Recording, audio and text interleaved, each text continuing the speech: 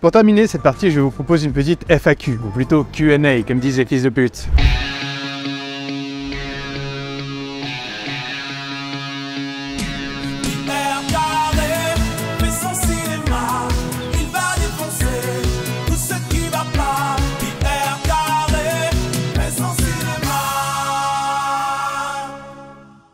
Mais avant toute chose, sachez que cette vidéo est évidemment sponsorisée par la prolifique major hollywoodienne Pierre Carré Créations, qui, non contente de produire des chefs-d'œuvre à l'appel depuis près d'un demi-siècle, se lance à présent dans les films publicitaires pour diversifier ses talents et enrichir ses vieux actionnaires bourrés de fric qui rendent malade Nathalie Arthaud. Des milliards! Alors, si vous avez besoin d'un film qui me ressemble, beau, intelligent, décalé et plein d'esprit, n'hésitez surtout pas à les contacter de ma part avec le code promo BG qui vous fera bénéficier d'une réduction de 0,10% sur votre devis. 10 € moins cher! Et ce, pendant toute une semaine. Contact en description. Né d'un père donneur d'organes et d'une mère djihadiste, Pierre Carré, alias le prod, n'a cessé de se dire que le cinéma, c'était la vie en grand. Celle dont il rêvait pendant ses cours d'espagnol. Lui, l'enfant né à l'arrière d'une Twingo, dans un drive-in, était sans doute prédestiné au 7e art. À 2 ans, il interprète le soleil radieux des Télétubbies et les petits boulots s'enchaînent jusqu'à sa rencontre déterminante avec Pascal Sevran. Un CDI, une stagiaire et c'est l'entrée dans le grand bain. Après plusieurs contrats sur de grosses productions en marque blanche, il rachète les parts de sa société dont il est le salarié, vire le patron et couche avec la mère de ce dernier. L'année dernière, saturé de demandes, il décide de tout quitter pour se lancer sur YouTube. Monsieur le prod, bonjour. Mon Jules s'est mis en jeune homme et bonjour à tous, sauf aux Espagnols naturellement. Bien entendu. D'ailleurs, doit-on vous appeler le prod ou Pierre Carré? Écoutez, alors ça c'est vraiment une question à la con qui m'a valu beaucoup d'emmerdes parce que au départ j'ai commencé à me dire Pierre Carré, ça va le faire, etc. Machin. Le problème c'est que comme on a des claviers d'abrutis, il n'y a pas de pi et encore moins de carré dessus, donc j'ai choisi le prod, c'était beaucoup plus simple pour ceux qui ne parvenaient pas à me suivre. Comment est née cette idée? Bien, à la base, dans ma boîte de prod, Neuillywood Studio, je prenais énormément de temps à faire les films, etc., à monter. Il faut savoir que c'est un processus excessivement long. Par conséquent, histoire d'avoir quelque chose chaque année à produire de façon beaucoup plus régulière, j'ai réuni mon conseil d'administration et je leur ai dit, écoutez, c'est simple, je fais un compte Dailymotion. Alors là, ils étaient forcément, quoi, Dailymotion, mais vous êtes fous, personne n'est là-dessus. Mais voilà, je leur ai dit, écoutez, c'est bien simple, c'est ça ou j'arrête. On est parti là-dessus. Et puis, j'ai eu quelques bons encouragements, notamment mon excellent ami Pierre Palmade qui m'a dit, vas-y, fonce. Ah, parce que vous êtes ami avec Pierre Palmade? Tout à fait. Je ne suis pas le genre d'homme à me dédire d'une amitié sous prétexte d'une mauvaise conduite. D'ailleurs, qui n'a jamais pris le périph' à contresens avec des gyrophares achetés sur Wish? Que celui-là me jette la première pierre. Malgré la censure, à peine 1 an après leur création, vos chaînes YouTube et Instagram connaissent déjà un certain retentissement, puisqu'un premier article vous est dédié. Qu'en avez-vous pensé? Oh, vous l'avez ramené, petit cachotier! C'est vrai, en même temps celui-là je pense que tous les foyers français doivent l'avoir à la maison. C'est vrai que j'ai eu un petit article assez élogieux, je ne m'y attendais pas, je m'attendais à ce que la personne soit vraiment fustige mon travail, mais il y a eu quelques bonnes choses, notamment le fait d'être comparé à un secret d'histoire dédié au cinéma. J'ai trouvé ça touchant, moi qui considère Stéphane Bern comme mon idéal masculin, le mâle alpha par excellence. Donc voilà, alors il y a un truc qui m'a un peu trahi, c'est que la journaliste dit « Pierre qui a beaucoup de succès auprès des jeunes ». Qu'est-ce que ça veut dire, hein? On était sur une île avec Jeffrey Epstein. Donc non, voilà, sinon tout va bien. Alors après, quand la journaliste, cette interview a duré 5 heures en tout, le fait de ne retenir que ça sur mes adresses, alors que j'ai parlé de plein d'autres choses, son adresse préférée c'est un restaurant où on mange à volonté. Ça me fait encore passer pour un Nobel. On passe maintenant aux questions reçues. Pedro Peter Biden, ou Bidan, vous dites que ce sont les Français qui ont inventé le cinéma. Or, ce sont les Américains qui sont les premiers à diffuser des images animées grâce au kinétoscope. Alors, oui, ça, tu es bien gentil, Pedro Peter, mais le kinétoscope, ce n'est pas du tout le même principe que le cinéma. C'est une visionneuse individuelle, alors certes, C'était le premier système pour regarder des images animées. Mais c'est quand même assez limité, Pedro Peter. Est-ce que tu te vois vraiment mater Titanic comme ça, dans une boîte? Comment tu fais pour pécho? Hein? T'es là, Jocelyne? Non, tu ne peux pas. Alors, le cinéma, c'est le principe de projeter une œuvre sur une toile, et puis après, ça a été un écran. Et c'est ça qu'ont inventé les Français, et c'est comme ça qu'on regarde les films aujourd'hui. Pas avec un kinétoscope. Commentaire, point d'exclamation à présent, de Tyrannosaure. Enculé, virgule, tu vas trop vite dans tes vidéos. Alors, Tyrannosaure, ta mère la jument en fin de course, et ton père le flamant rose, ok? Oui, je vis dans mes vidéos, c'est ma façon de m'exprimer. Si ça te plaît pas, tu as un 0,5 sur YouTube que tu peux appuyer pour que je parle au ralenti. Et sinon, au pire, eh ben, tu regardes la vidéo 2 fois, peut-être que ça me fera plus de vues, enculé. Question de Fabien Fubert, cette fois-ci. Quels sont les derniers acteurs monstres sacrés pour toi? Alors, ceux qui sont encore en vie, j'en compte 3. Qui ont en commun d'avoir connu le cinéma en noir et blanc en tant qu'acteurs et qui ont démarré leur carrière dans les années 50. Donc il y a Jack Nicholson, Clint Eastwood, Michael Caine. Alors Clint Eastwood déjà, de base, le mec, à la maternité, il pesait 5,3 kg. Voilà. Les infirmières, elles le montraient aux autres darons pour humilier leur gosse. Sa propre mère, elle l'appelait Samson. Déjà, à quel moment tu appelles ton gosse avec le nom d'un personnage public qui ouvre des lions à main nue pour les buter? C'est déjà qu'il était prédestiné à un sacré destin. Et donc, il y a forcément ce personnage qui est incroyable. Les producteurs se disent d'emblée, putain, il mesure 2 mètres, comment on va faire? Il faut savoir que quand ils regardent, vous savez, les fameuses scènes où Clint Eastwood il balaye du regard comme ça un truc, c'est parce qu'il cherche à voir si après avoir éventré un pédophile gauchiste, il n'y a pas un McDo dans le coin, si tu veux. Parce qu'il sait qu'après l'effort qu'il va fournir, il va falloir qu'il dépense, qu'il ingurgite des calories pour pouvoir se refaire. À tel point d'ailleurs que les producteurs, ils l'amènent généralement sur le plateau avec un diable, comme Hannibal Lecter, parce qu'ils n'ont tout simplement pas envie que le mec engloutisse tout le budget du film dans le budget bouffe de Clint Eastwood. Les mecs, ils ont considéré que c'était une statue, mais comme ils ont vu de temps en temps qu'il bougeait un peu, ils se sont dit, putain, une bête de foire pareille, ça va ramener de la thune, et ils se sont pas gourés. Attends, il cumule 66 ans de carrière, il est en train de tourner son dernier film à 93 piges. Voilà, il y a des mecs qui ont pris leur retraite à 60 ans, c'est déjà des légumes depuis 20 piges, lui, il enchaîne. Donc voilà, Clint Eastwood, big up. Sinon, qu'est-ce qu'on peut dire? Il y a Jack Nicholson, exceptionnel. C'est un peu le sosie de DiCaprio, sauf qu'il est obèse. Et il en a rien à foutre. C'est ça qui est génial, parce que c'est un psychopathe. Le mec, dans sa vie, déjà, il n'a jamais connu son daron. Il a découvert un beau jour qu'en vérité, sa sœur, c'était sa mère. Enfin, voilà, quoi. Qu'est-ce qui se passe dans ma vie? Sa vie en elle-même est un film. Et en plus de ça, je veux dire, il est magique. Il est magique parce que, si tu veux, c'est l'inverse des mecs d'aujourd'hui.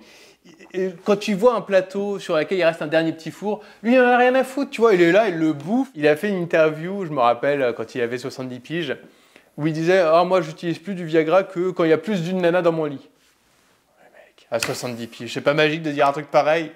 Voilà, c'est pas comme ces fragilistas qui sont là à devoir se farcir des plus belles la vie avec leur gonzesse et qui s'assoient sur leur paire de couilles pour acheter la paix du couple. Non, voilà, lui, il en a rien à foutre. C'est vraiment, eux, c'est des tafioles de monogames, tu vois. Et lui, il dépasse tout ça. Et ces mecs-là, tu vois, qui critiquent, etc. Mais en fait, ils font ça pour paraître bien en société. Mais en fait, dans leur plumard, ils chialent tous les soirs en se disant « Putain, j'ai raté ma vie, j'ai même pas chopé de MST. » Alors que Nicholson, il les a tous eus. Il en a même inventé. La syphilis, c'est Jack Nicholson. Voilà. Et le dernier point, c'est Michael Caine. Michael Caine aussi exceptionnel parce que le mec, tout le monde pense qu'en fait c'est vraiment le gentleman anglais par excellence, alors qu'il vient du prolétariat vraiment tout pourri de l'Angleterre, qui sent la friture, la pisse, la bière et les batailles dans les ruelles humides. Donc à chaque fois qu'il joue, c'est une masterclass. Il sait faire les hippies, les dandys, les militaires. Bref, il peut tout jouer, il est exceptionnel. En plus, comme les mecs à l'ancienne de cette génération un peu dure et costaud, le mec a fait la guerre de Corée, ce qui a fait naître en lui un sentiment bien sûr anticommuniste, assez rare d'ailleurs dans ce milieu-là. C'est d'ailleurs peut-être pour ça qu'il n'a jamais accepté de tourner pour un film français. Maintenant, il cumule, je crois, 160 films. Et il a décidé de prendre sa carrière parce qu'il s'est rendu compte que ça devenait le Débilistan. Il s'est dit, vas-y, j'arrête. Parce qu'à partir du moment où on fait une interview de lui, il y a toujours un mec qui dit ah oui, il a sorti une dinguerie, alors que pour lui, c'est juste des banalités. Donc voilà, résumé, Michael Caine, Clint Eastwood, Jack Nicholson, les 3 derniers gérants. Une question de Josette Guillermo à présent. D'où vient votre si beau costume? Cette petite merveille. Eh ben, écoutez, acheté sur AliExpress tout simplement et fabriqué par des Ouïghours. Alors je dois dire que maintenant d'ailleurs, si je vois un costume qui n'est pas fabriqué pour des Ouïghours, je n'achète pas. Voilà, c'est très simple. D'ailleurs, c'est ma façon à moi de les soutenir et j'estime que toute autre façon de le faire est parfaitement ridicule. Quand je vois Raphaël Glucksmann là, qui est là en mode Ouin ouin, devenez aussi pauvre que les autres en donnant encore plus d'argent à l'État, sinon vous êtes méchant. Non mais déjà, ta gueule. Déjà, quand on voit les personnes qui relayent les propos de ce mec, en général, c'est des cruches. Alors que vraiment, Raphaël Glucksmann, pour moi, c'est quoi? C'est juste le sosie de Vincent Delerme qui a mangé un cake au sida. Question d'Ali Sourat. Le meilleur film français? Pour moi, c'est plus qu'un film, c'est une expérience, parce qu'il s'agit du premier film éphémère. Je crois même que c'est le seul. C'est un film que Claude Miller a tourné dans les années 80, qui est sorti donc à sa mort en 2012, et qui s'appelle Requin-Homme, avec dedans Thierry Lhermitte, Patrick Devers, Jean-Louis Trintignant, Michel Aumont, Michel Bouquet, voilà, Gérard Jugnot, Catherine Deneuve, je ne sais pas, j'en oublie certainement, mais un film incroyable, avec en plus une BO signée de Ennio Morricone.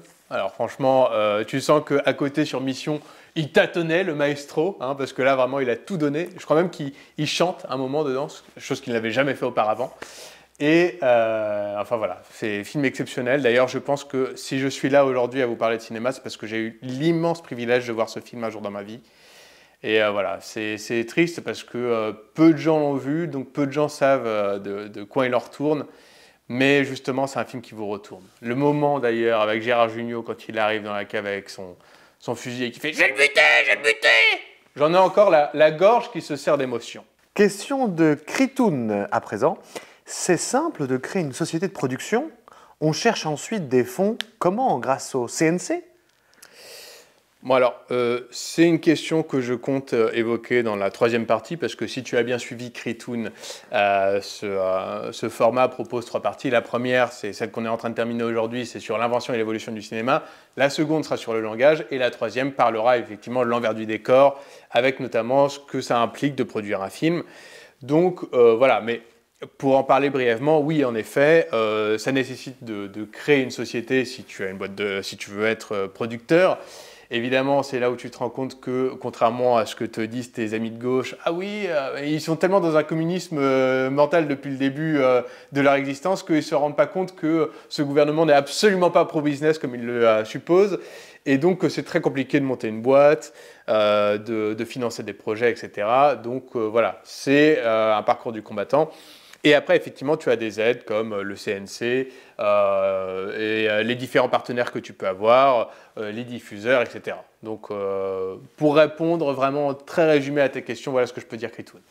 Question de Gauthier RM. Peux-tu nous parler du mono bien centré? Alors ça, bon, je comprends, c'est une private joke, comme on dit.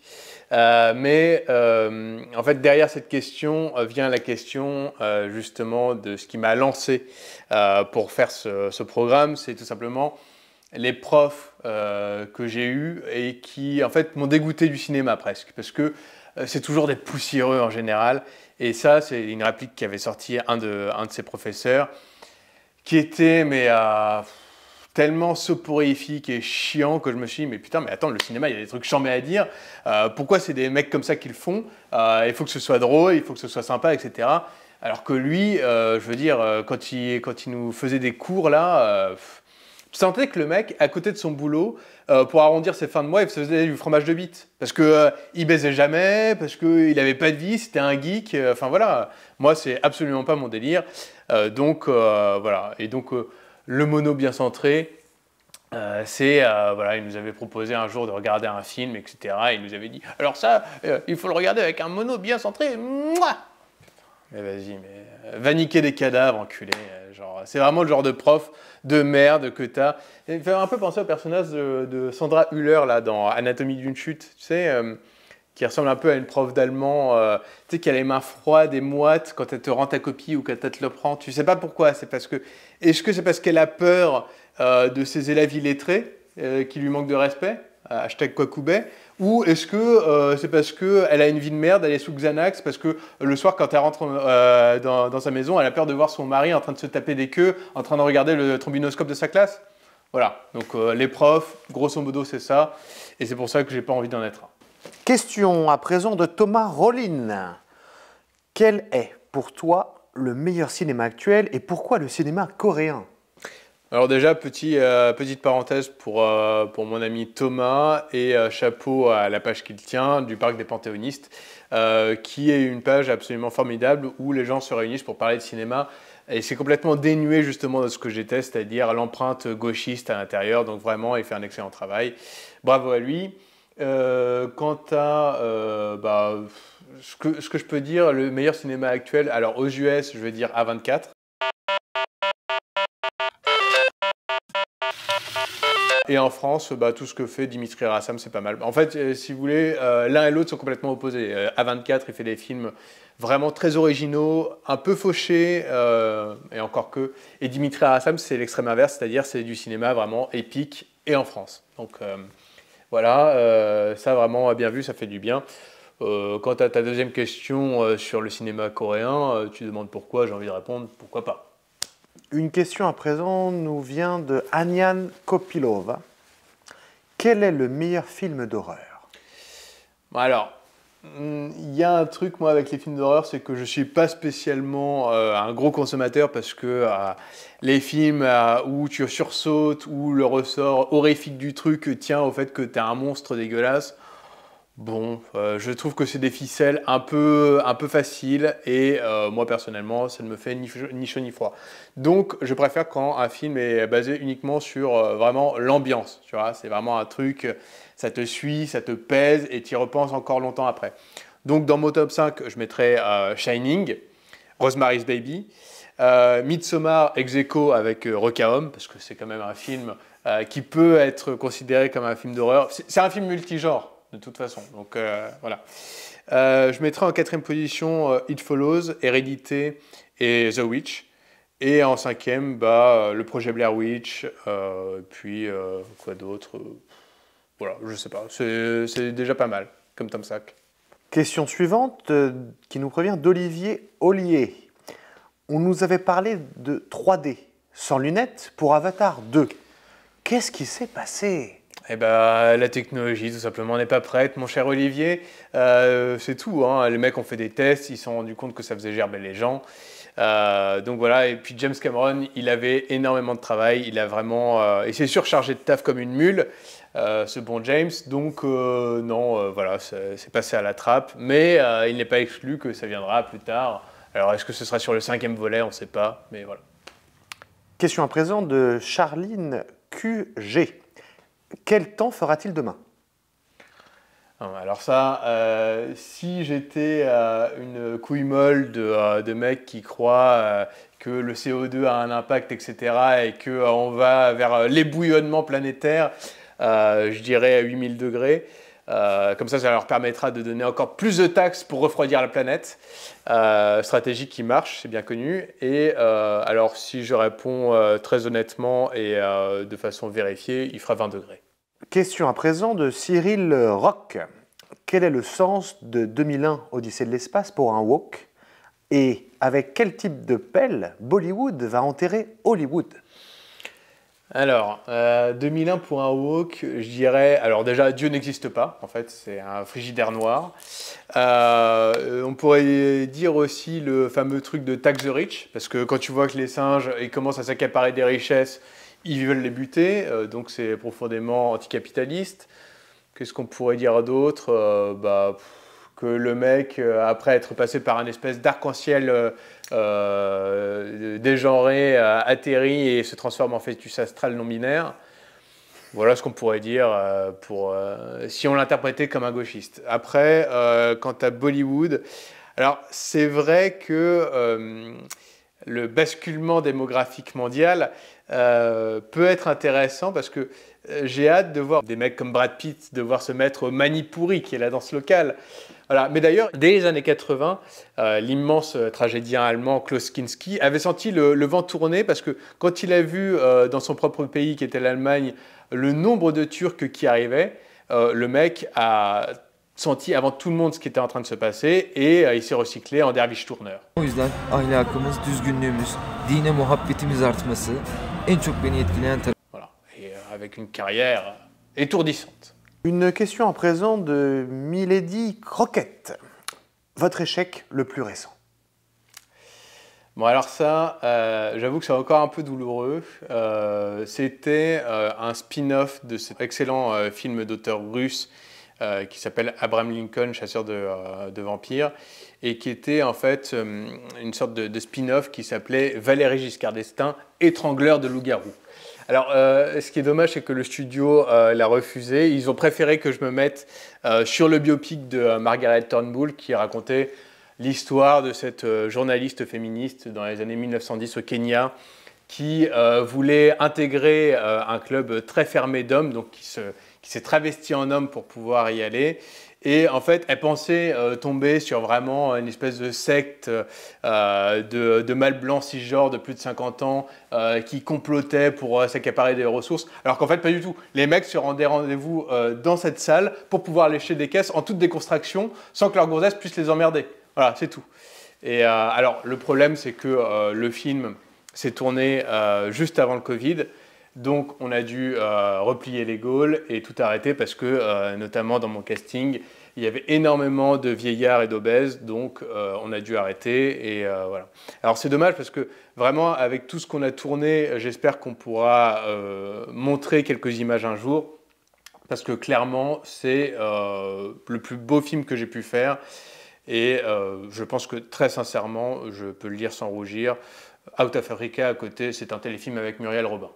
Question de Tom Gère. Meilleur film pour emballer et meilleur film pour rompre? Alors, meilleur film pour emballer, L'Amant de Jean-Jacques Hano. Meilleur film pour rompre, je dirais Partie la fille de David Fincher, aussi bien connu sous le nom de Gone Girl, qui est très sympa parce qu'il prend le contre-pied total de l'idéologie dominante actuelle où les femmes sont vraiment sanctifiées et dénuées de tout défaut, de toute mauvaise pensée, et les hommes au contraire sont vraiment des salauds, des assassins en puissance. Il y a aussi une partie dans les commentaires audio où tu entends notamment David Fincher lâcher un petit « toutes des salopes » mais qui passe crème parce que c'est vrai. Question à présent de #Pompidou est un hybride extraterrestre. Que pensez-vous des grèves qui ont eu lieu en 2023 au sein des acteurs et des scénaristes? Alors ça, c'est mon côté de gauche, je soutiens parfaitement, je peux comprendre. Voilà, après, de là à croire que ça va absolument tout remplacer, moi je suis pour, hein, je trouve ça très bien, l'intelligence artificielle, etc., machin. Je crois que c'était un scénariste connu, ça devait être Alexandre Astier qui a dû dire voilà, si l'intelligence artificielle me remplace, c'est que je ne suis pas assez bon. Donc je comprends tout à fait qu'on se serve de l'outil. Après, voilà, il y a des trucs, l'intelligence artificielle n'arrivera jamais à se mettre au même niveau. Quand on voit un film comme Requin Homme, qui est tellement beau, tellement unique, voilà, ça ne peut pas sortir de l'imagination d'un robot. Et puis même, si on sait que ça sort de l'imagination d'un robot, à partir du moment où on le sait, bah, peut-être que ça ne nous émeut pas autant. Donc on peut comprendre que certains se soient sentis lésés, et notamment Scarlett Johansson qui, quand elle a porté plainte à moitié, ou qu'elle s'est fâchée contre Disney, parce qu'ils ont retiré son film des salles pour les mettre sur une plateforme de streaming, alors qu'elle est payée à la recette, bah forcément... Black Widow. Hein? Pour Black Widow, c'est ça? Pour Black Widow, tout à fait. Et s'est senti un peu baisé. Après, quel producteur n'a pas envie de baiser Scarlett Johansson? Zizou président vs Chirac joueur de foot vous demande un bon film qui montrerait l'envers du décor du cinéma français.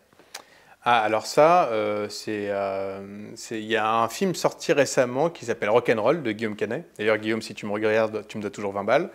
Et qui traite très bien de ce sujet-là, où on voit vraiment justement l'envers du décor, de comment ça se passe. Alors, le problème, c'est que le film a été un peu passé à la trappe. Il parlait surtout du jeu de Laetitia Hallyday, et vraiment la presse ne parlait plus que de ça. Je trouvais que ça un peu dommage, et du coup ça a obscurci tout le reste du film, et je vois en plus vraiment pas ce qu'il y a d'étonnant au fait qu'une femme qui a simulé pendant 21 ans de sa vie sache jouer la comédie. Question à présent de Darius Bacham. N'y a-t-il vraiment rien à sauver de l'Espagne? Bon allez, dans un ayant de générosité, je vais dire Isabelle la catholique, le styliste Francisco Franco, et le grand poète et historien Hugo Gil Jiménez. Mais en dehors de ça, franchement, vous pouvez laisser tomber et tirer la chasse. Tirez-la bien, hein, par contre, parce que sinon après ça va puer le mort. Et d'ailleurs, j'ai appris récemment que leur fameux plat, la paella, enfin fameux, si tant est qu'on puisse le dire, ça vient d'un mot arabe qui veut dire les restes. C'est-à-dire que le plat phare de ce peuple-là, c'est des restes. C'est pas une attitude de Clodo, ça? Il Tornatore. Ton top 4 des films de 2023. C'est curieux parce que normalement on demande un top 3 ou un top 5, plus c'est top 4. En premier, je dirais pour 2023, Oppenheimer, même si j'ai regretté de ne pas voir des Japonais partir en fumée, ça m'exalte toujours, je vais au cinéma pour ça, mais bon. En deuxième, je dirais Babylone. En troisième, je dirais The Fablesman, parce que le film, Spielberg, c'est un génie. Et puis, bon, alors, le seul truc qui m'a un peu gêné, c'était pendant toute la période de promo du film.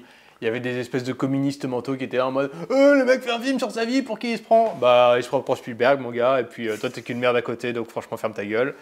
En quatrième, j'irais Super Mario, parce que ça faisait plaisir, j'adore l'animation, et puis là, c'était vivifiant, dynamique.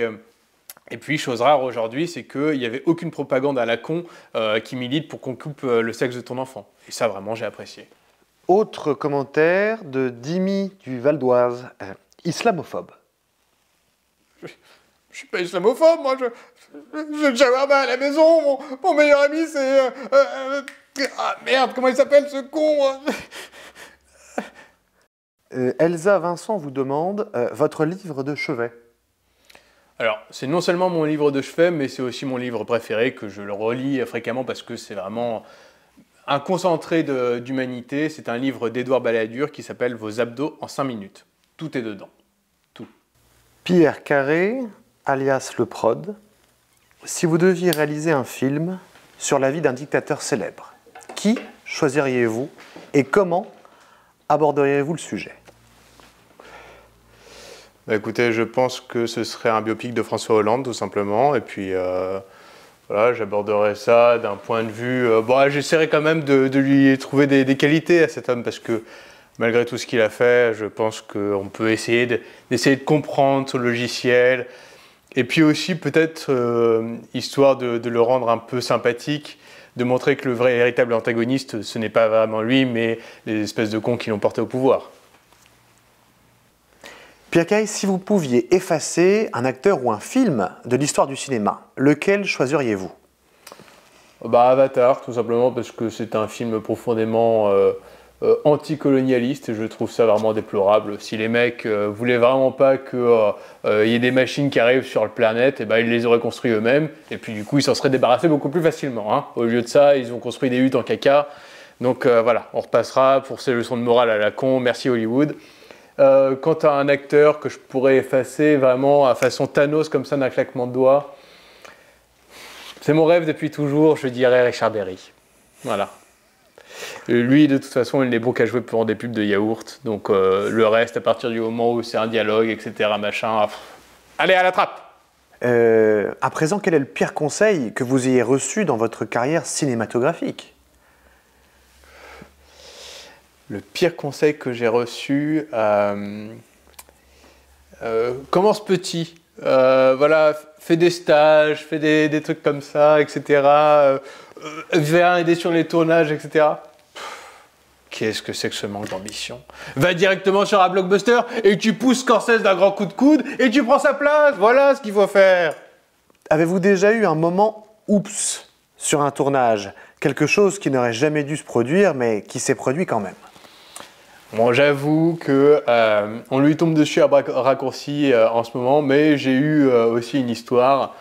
C'est vrai que j'ai mis une main au cul à Depardieu une fois, voilà. Mais j'étais bourré, on avait pris une bourriche d'huîtres, on n'en pouvait plus. C'est vrai que j'ai dérapé. J'ai dérapé avec GG. Pierre Carré, alias Le Prod, avez-vous déjà refusé de travailler avec un acteur célèbre pour des raisons absurdes? Pouvez-vous nous raconter cette histoire? Alors, des raisons absurdes, c'est absolument pas absurde. C'est juste que je l'aime pas, Richard Berry. Mais sinon, à part ça, Line Renaud, parce que effectivement, je sentais qu'elle était un peu gaga, mamie. Sans doute, elle en était à sa 6e injection de vaccin anti-Covid qui marche pas. Donc, elle a été particulièrement hagard sur le plateau, là, comme ça. Elle flottait, elle savait pas ce qu'elle foutait là. On était là, Line, oh! Au bout de 2 jours, j'ai compris que ça allait pas le faire. Et du coup, on l'a remplacé par Michel Houellebecq. Voilà, et impeccable dans le rôle. Et enfin, Pierre Carré, une question que tout le cinéma se pose depuis maintenant plusieurs décennies. Y avait-il de la place sur le radeau du Titanic pour Leonardo DiCaprio? Vous voulez parler certainement du radeau, cette fameuse question. Eh bien écoutez, moi comme je suis pour l'égalité des sexes, je pense que oui, quitte à l'écraser complètement.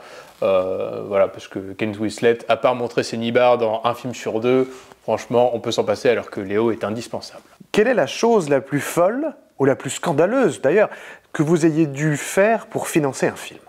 Ah. Écoutez, donner un membre, mais je ne dirai pas lequel. Dernière question de Tiffaine C. Toutes les femmes sont-elles des merdes? Alors, je te trouve un peu dur dans ta formulation. Moi, il y a des femmes tout à fait exceptionnelles qui ont marqué l'histoire.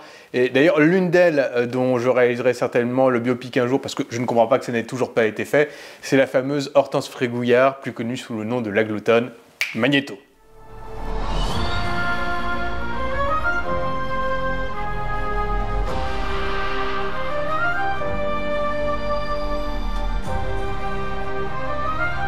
La gloutonne était une ancienne fille de joie, devenue une incontournable mondaine et dont le tout Paris se disputait la présence. Notamment grâce à son physique unique qui faisait tourner la tête de nombreux hommes. Du haut de son mètre 90, elle ne pouvait pas déjeuner paisiblement dans un restaurant sans qu'un de ces messieurs ne lui propose d'aller faire un tour dans les commodités pour ce qu'on appelait alors une secousse courtoise. Alfred de Musset, totalement épris de la belle, finira même par se suicider devant l'augmentation de ses tarifs qui l'avait amené à accumuler des dettes considérables. On dit même que ces derniers ouvrages furent rédigés dans l'unique but de rembourser ses créanciers. Théophile Gautier entretiendra quant à lui pendant longtemps une correspondance épistolaire enflammée avec celle qu'il appelait affectueusement Gérard à cause de sa pilosité faciale qu'aucune femme ne parvenait à égaler. Mais d'anciens amants furent plus virulents et s'en prirent directement à elle, comme ce fut le cas du jeune Clémenceau qui lui tira dessus, d'où sa fameuse jambe en bois qui ajouta d'autant plus à son charme. Femme de stupre et de scandale, la gloutonne, aussi appelée Lady Chlamydia, n'en reste pas moins une femme profondément moderne, à l'avant-garde sur le body positivisme. Exploratrice en avance sur son temps, c'est notamment à elle que l'on doit cette fameuse phrase que l'on entend les soirs de pillage: One, two, three, viva l'Algérie. En proie à la colère de toutes ses épouses qu'elle cocufiait à l'appel, elle finira par mourir en 1866 alors qu'elle assistait à un opéra terrassée par 2 femmes jalouses armées d'un trident qui servait d'accessoire au spectacle. Dans sa chute depuis le balcon, elle tuera sur le coup Louis-Philippe d'Orléans, prince de Condé et unique héritier légitime de la couronne de France. C'est donc en grande partie grâce à elle que nous sommes aujourd'hui en République. Un beau pied de nez à tous ces crétins misogynes qui pensent que les femmes ne sont pas capables de rentrer dans l'histoire en la bouleversant totalement. Suite à cette blessure, la gloutonne mettra 6 longs mois à agoniser dans la chambre de son hôtel particulier, entourée de ses domestiques, de ses pots de chambre et de ses boîtes à biscuits à l'orange préférée, toujours à portée de main. Les médecins de l'époque rapportent que la chambre concentrait une odeur pestilentielle, car la gloutonne, très frileuse et atteinte d'anosmie, refusait qu'on ouvre les fenêtres pour aérer. On raconte que ses domestiques se relayaient à tour de rôle pour régurgiter leur maigre pitance. Tenez, je ne résiste pas à l'envie de vous montrer une de ces fameuses milliardises qu'elle affectionnait tant. Ça sent encore l'orange des Alpes. Et bien voilà, c'est tout pour cette première partie. Si ça t'a plu et que t'as envie que j'en fasse une deuxième, abonne-toi. Sinon tant pis, je m'en fous, je la ferai quand même, je suis pété de thunes. C'était Pierre Carré, ciao.